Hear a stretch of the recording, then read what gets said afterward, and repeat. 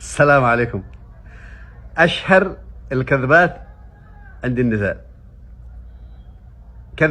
كذبات لا يمكن يستغنين عنها. أول كذبة: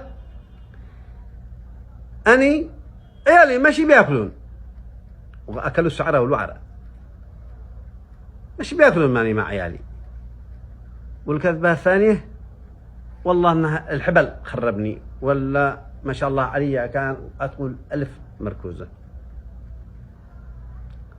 المشيها. الكذبة الثالثة: ما حدا يتحمل ولا حدا يصبر مثلي.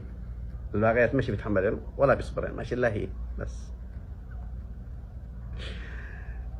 4: كل ما يصير زواجه بيتخبريني كلهن شنتي مخطوبة وعادش، ومعها 5 6 عيال.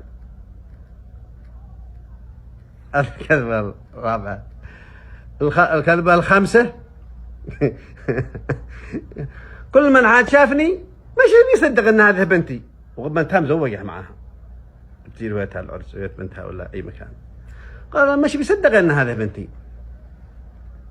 الكذبة السادسة: ماني كل ما احد اسيني بيقول لي انت عمرش بالعشرينات. الله يرحم ايام زمان العشرينات. وقلنا السادسة. الكذبة السابعة: من امس ما نمكن كلا ساعة واحدة، وعادها بتحلف والله ما نمكن كلا ساعة من امس.